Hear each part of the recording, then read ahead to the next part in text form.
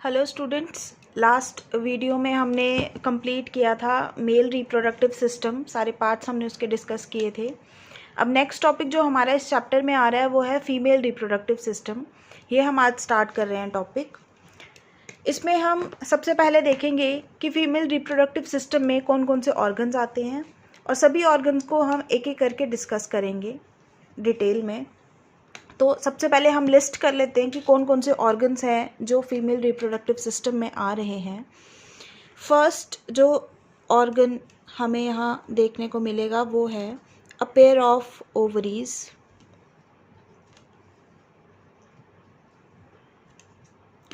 Second, a pair of fallopian tubes.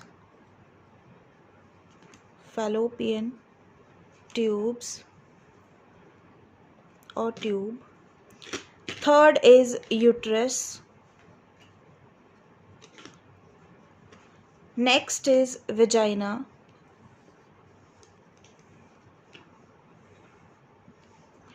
Fifth is the external genitalia.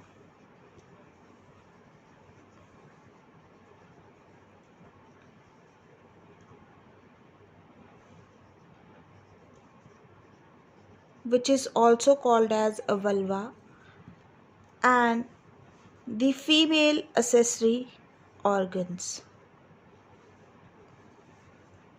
Female accessory glands. In case of male reproductive system, there were 3 glands, and in male reproductive system there are 2 female accessory glands, which are breast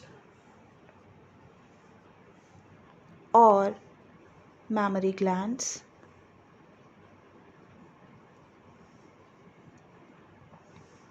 and vestibular or Bartholin's gland.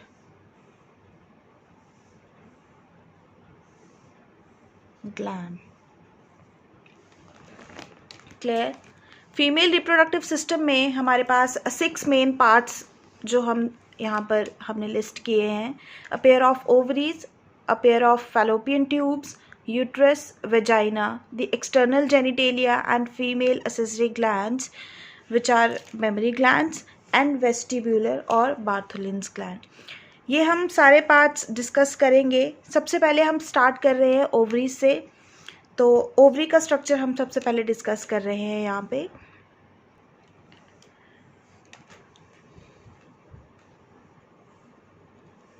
Ovaries की अगर हम बात करें तो ovaries basically 2 functions perform करती है। First, ये produce करती है ओवा जो कि गैमीट्स हैं, एंड सेकेंड, ये प्रोड्यूस करती है फीमेल सेक्स हार्मोन।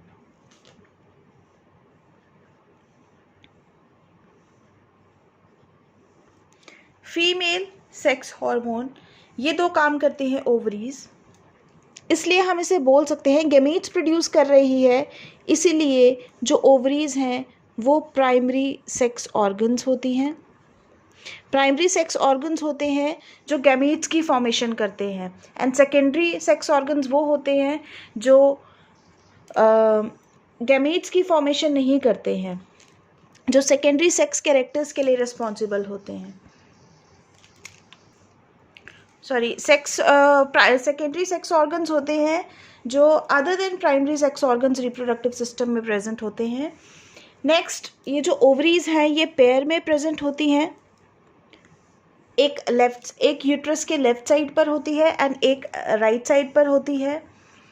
शेप की बात करें तो जैसे आमंड की शेप होती है, सेम वैसे ही ओवरीज की शेप होती है। तो आमंड लाइक शेप जो होती है वो होती है ओवरीज की।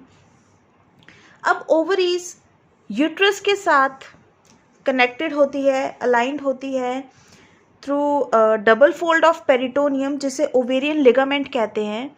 अगर इस डायग्राम में आप देखें तो जो रेड कलर से मैंने मार्क किया है यहाँ पर, ये ओवरीज हैं, एक लेफ्ट साइड पर एंड एक राइट साइड पर। एंड ये जो सेंटर में आप मेन पार्ट देख रहे हैं, this is uterus. And uterus के एक राइट साइड पर ओवरी है रेड कलर में एंड एक राइट साइड पर है, क्लियर। एंड ये जो ग्रीन कलर की मार्किंग्स आप देख रहे हैं, ये है ovarian ligament. Ovarian ligament, ovarian ligaments basically double fold of peritoneum है, जो कि ओवरीज को कनेक्ट कर रही है, अलाइन कर रही है यूट्रस के साथ। ये इसे होल्ड करके रखती है यूट्रस के साइड्स पे, ताकि ये पोजीशन से डिसलोकेट ना हो जाए। नेक्स्ट अगर हम बात करें ओवरीज की, तो ये पेल्विक कैविटी में प्रेजेंट होती है। पेल्विक कैविटी जो है वो लोअर एब्डोमेन में होती है, लोअर एब्डोमेन को हम पेल्विक कैविटी कहते हैं। Ovaries are suspended from dorsal abdominal wall via mesenteries, which are called as mesovarium. So mesovarium basically mesenteries हैं, these are mesenteries,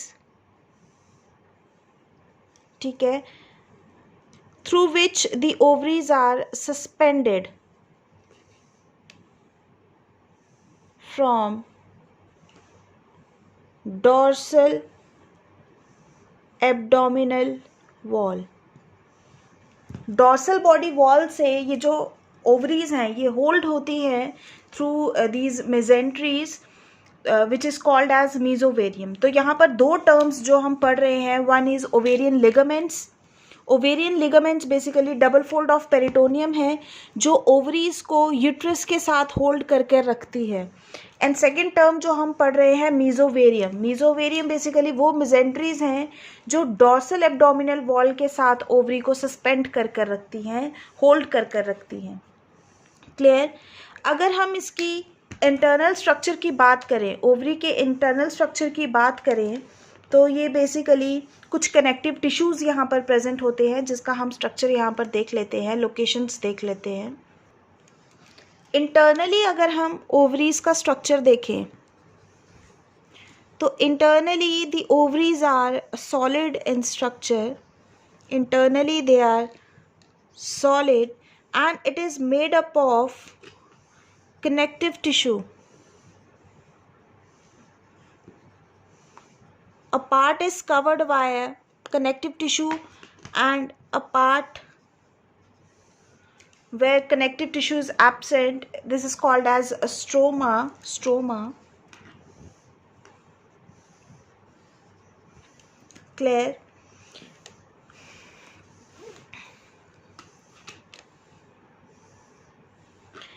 There is an outer layer of flat cells. This is a layer of flat cells which is called as visceral peritoneum. Visceral peritoneum, this is a layer of flat cells. This is the outermost layer of the ovary. Next अगर हम internally इसका structure study करें, तो इसके अंदर एक layer of cells, cuboidal cells present है, जिसे हम कहते हैं जर्मिनल एपिथेलियम।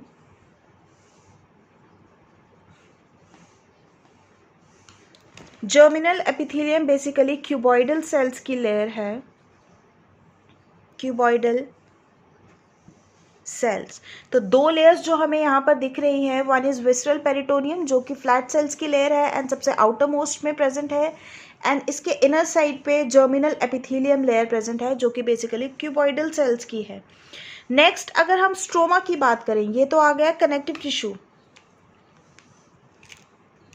नेक्स्ट आ गया हमारा connective tissue.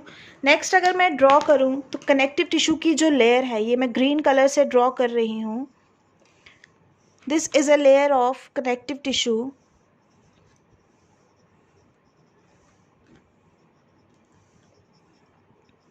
and is called as tunica albuginea. Albuginea, this is the third layer. Next अगर हम बात करें, जो इंटरनल पार्ट हमें यहाँ पर दिख रहा है, this is stroma and outer stroma, यहाँ पर रेटिकुलर कनेक्टिव टिश्यू प्रेजेंट है, network like arranged connective tissue यहाँ पे प्रेजेंट होता है, काफ़ी ज़्यादा डेंस होता है। This is the outer part and this is called as cortex of stroma, cortex of stroma, where reticular connective tissue is present, reticular connective tissue is present. Next, inner to cortex, here is present the areolar connective tissue. This part is called as medulla. Medulla, where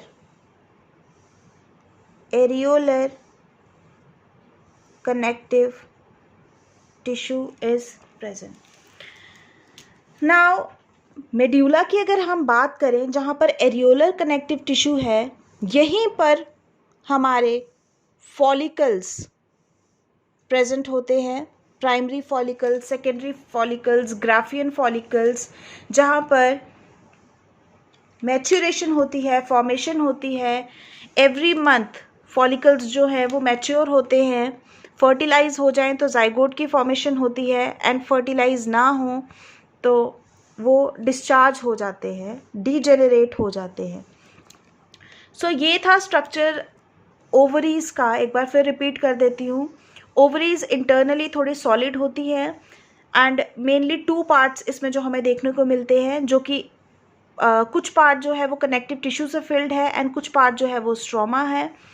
connective tissue के बाहर अगर हम बात करें तो basically दो layers हमें देखने को मिलती हैं। वन इज विस्ट्रल पेरिटोनियम, जो आउटरमोस्ट लेयर है, which is made up of flat cells, and inner to the visceral peritoneum there is a layer of connective tissue, germinal epithelium, which are cuboidal cells, and inner to this a layer of connective tissue is present, which is called as tunica albuginea.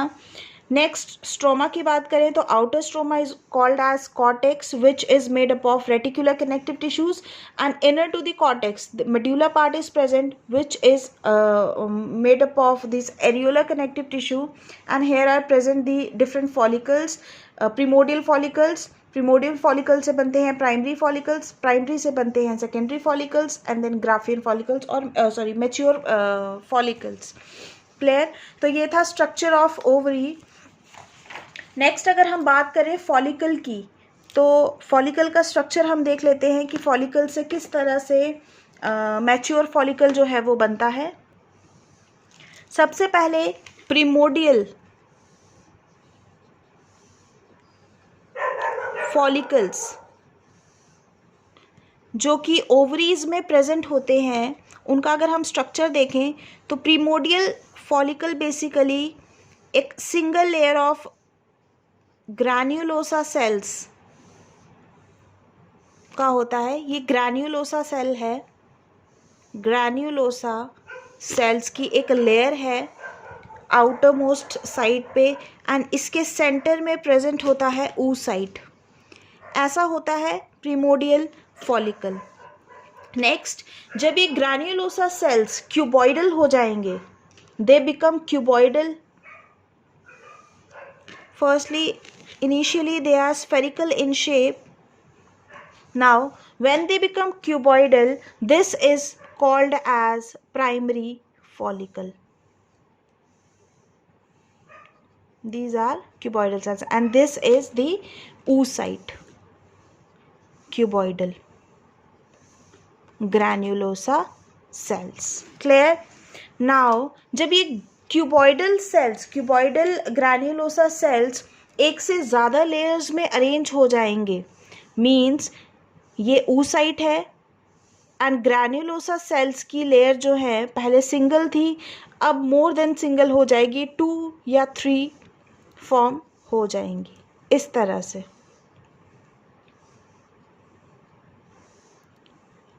इस तरह से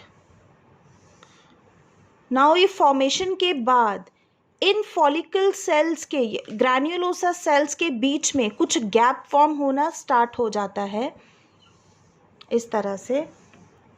this is oocyte and बीच में like these are cells and बीच में कुछ space जो है वो फॉर्म होना स्टार्ट हो जाएगी लाइक दिस.